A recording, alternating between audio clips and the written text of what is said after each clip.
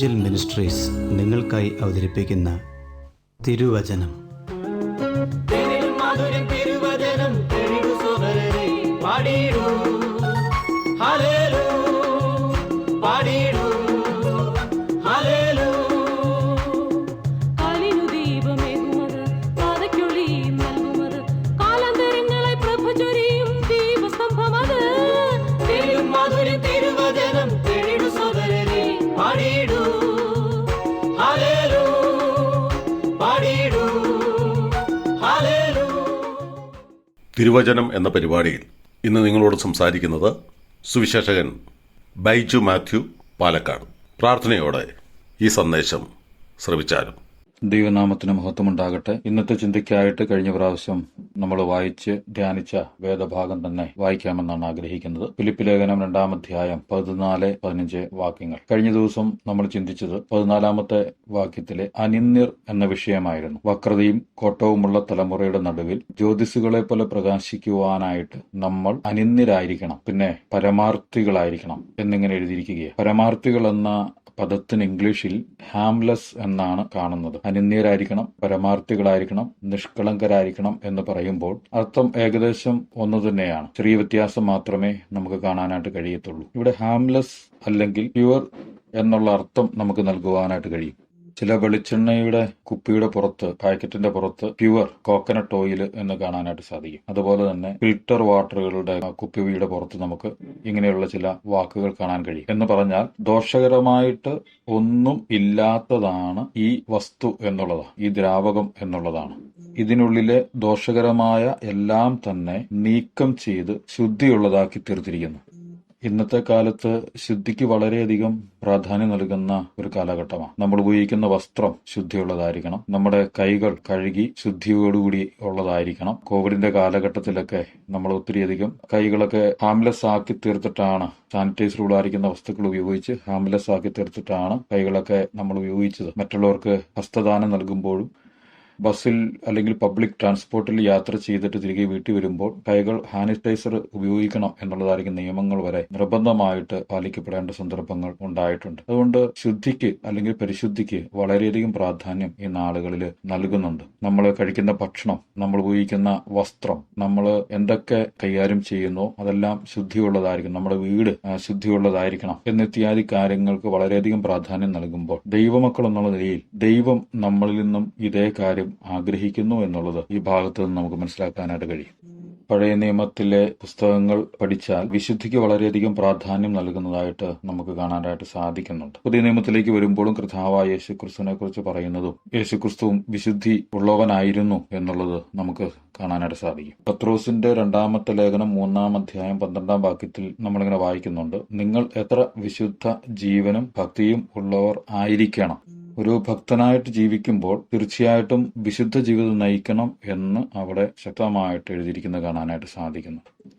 Philippi ലേഖനം ആരംഭവാക്യത്തിൽ ദൈവമക്കളെ വിശുദ്ധർ എന്നാണ് അഭിസംബോധന ചെയ്തിരിക്കുന്നത്. വിശുദ്ധന്മാർ എന്ന പദവിയിലേക്ക് ഉയർത്തപ്പെട്ടവരായതുകൊണ്ട് അശുദ്ധി നിറഞ്ഞ ഈ ലോകത്തിൽ വിശുദ്ധരായി ജീവിക്കണം എന്നുള്ള ഒരു ഉത്തരവാദിത്വം വിശുദ്ധന്മാർ എന്നുള്ള നിലയിൽ നമ്മുടെ മേലുണ്ട് എന്നുള്ള കാര്യം മറന്നു പോകരുത്. പഴയ നിയമത്തിൽ സ്വന്തം പാപങ്ങൾക്ക് വേണ്ടി യാഗം അർപ്പിച്ചിട്ട് വേണമായിരുന്നു പുരോഹിതൻ ജനത്തിന്റെ പാപങ്ങളുടെ പരിഹാരത്തിനു വേണ്ടി യാഗം അർപ്പിക്കേണ്ടിയിരുന്നത്. എന്നാൽ കർത്താവായ യേശുക്രിസ്തുവിനെ കുറിച്ച് നമ്മൾ വായിക്കുമ്പോൾ പാപമറിയാത്ത, പാപമില്ലാത്ത, പാപം ചെയ്തിട്ടില്ലാത്ത വ്യക്തിത്വമാണ് യേശുക്രിസ്തു. യേശുക്രിസ്തുവിനെ കുറിച്ച് എബ്രായ ലേഖനത്തിൽ പറയുന്നത് ഇങ്ങനെയാണ്, ഇങ്ങനെയുള്ള മഹാപുരോഹിതനല്ലോ നമുക്ക് വേണ്ടത്, പവിത്രൻ, നിർദോഷൻ, നിർമ്മലൻ, പാപികളോട് വേറിട്ടവൻ. ഈ യേശുക്രിസ്തുവിന്റെ സ്വഭാവം നമ്മളിൽ പ്രകടമാക്കേണ്ടത് ആവശ്യമാണ്. ഫിലിപ്പി ലേഖനം 2-ാം അധ്യായം 6 മുതലുള്ള വാക്യങ്ങൾ നമ്മൾ വായിക്കുമ്പോൾ ക്രിസ്തുവിന്റെ സ്വഭാവം നമ്മളിലും ഉണ്ടാകണം എന്നുള്ളത് അവിടെ വായിക്കുന്നുണ്ട്. 5-ാമത്തെ വാക്യത്തിൽ വായിക്കുന്ന ക്രിസ്തുവേശുവിലുള്ള ഭാവം തന്നെ നിങ്ങളിലും ഉണ്ടായിരിക്കട്ടെ.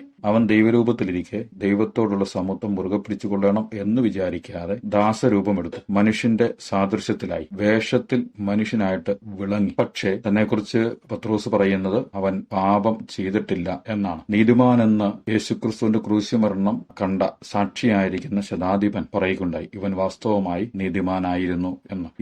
ഈ നീതിമാന്റെ രക്തത്തിൽ എനിക്ക് പങ്കില്ല എന്ന് പീലാത്തോസ് പറഞ്ഞത് നമുക്കറിയാം. കർത്താവായ യേശുക്രിസ്തുവിനെ പല നിലകളിൽ കുറ്റപ്പെടുത്തുകയും സാക്ഷികളെ കൊണ്ട് ദോഷകരമായി പറയിപ്പിക്കുകയും ചെയ്തെങ്കിലും അവസാനം ഒരു നീതിമാനായിട്ടാണ് ക്രിസ്തു ക്രൂശിൽ മരിക്കുന്നതായിട്ട് നമുക്ക് കാണാൻ കഴിയുന്നത്. തനിക്ക് ചുറ്റും നിൽക്കുന്നത് വക്രതയും കോട്ടവുമുള്ള തലമുറയാണ്. അവരുടെ ഇടയിൽ പരമാർത്ഥനായിട്ട് കർത്താവ് നിന്നു എന്നുള്ളത് പല കോടതി ന്യായാധിപന്മാരുടെ വാക്കുകളിൽ കൂടെ ബോധ്യപ്പെട്ടു എന്നുള്ളത് നമുക്കറിയാം. നമ്മളെ സംബന്ധിച്ചും ഈ ലോകത്തിൽ നാം ജീവിക്കുമ്പോൾ തീർച്ചയായിട്ടും വിശുദ്ധ ജീവിതം നയിക്കുവാൻ നാം ബാധ്യസ്ഥരാണ് എന്നുള്ളത് മറന്നു പോകാനായിട്ട് പാടുള്ളതല്ല. നമ്മുടെ വിശുദ്ധ ജീവിതം എന്ന് പറയുന്നത് മറ്റുള്ളവരുടെ നമ്മുടെ പെരുമാറ്റം, നമ്മുടെ സഭയിലുള്ള നമ്മുടെ നടപ്പ്, സമൂഹത്തിൽ നമ്മൾ മറ്റുള്ളവരോട് ഇടപെടുന്നതും, അതുപോലെ തന്നെ നമ്മുടെ വാക്കുകൾ, സ്കൂളുകളിലും കോളേജുകളിലും ജോലി സ്ഥലങ്ങളിലുമൊക്കെ നമ്മുടെ സഹപ്രവർത്തകരോടും കൂട്ടുകാരോടുമുള്ള നമ്മുടെ ബന്ധങ്ങളെല്ലാം വിശദമായിരിക്കേണ്ടത് ആവശ്യമാണ്. കർത്താവിനെ സംബന്ധിച്ച് ആർക്കും ഒരു കുറ്റവും പറയുവാൻ കഴിയാത്ത വിധത്തിൽ കള്ളസാക്ഷികളെ കൊണ്ട് ഒരു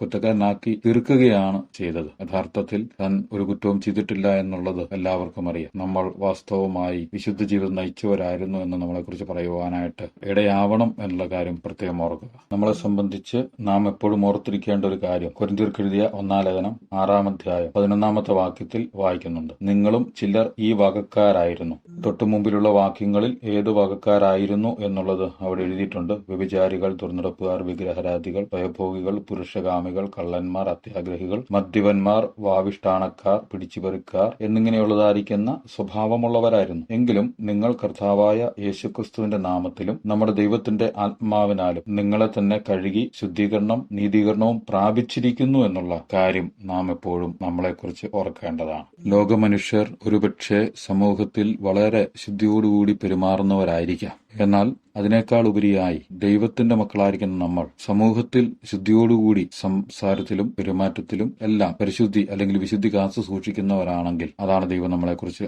ആഗ്രഹിക്കുന്നത്. ലോകമനുഷ്യർ പാപികളായതുകൊണ്ട് ദൈവം മുമ്പാകെ അവർ ശുദ്ധരല്ല. നമ്മൾ ദൈവം മുമ്പാകെയും ശുദ്ധരാണ് എന്നുള്ള കാര്യം ഓർക്കുക. ഈ വചനങ്ങളാൽ ദൈവം നമ്മെ സഹായിക്കട്ടെ. ഈ സന്ദേശം ശ്രദ്ധിച്ച എല്ലാ പ്രിയപ്പെട്ടവർക്കും കർത്തൃനാമത്തിൽ നന്ദി. ബൈബിൾ കറസ്പോണ്ടൻസ് കോഴ്സിൽ ചേർന്ന് പഠിക്കുവാൻ ആഗ്രഹിക്കുന്നവർ മേൽവിലാസം അയച്ചു തന്നാലും പ്രാർത്ഥനാ വിഷയങ്ങളും അറിയിക്കുമല്ലോ.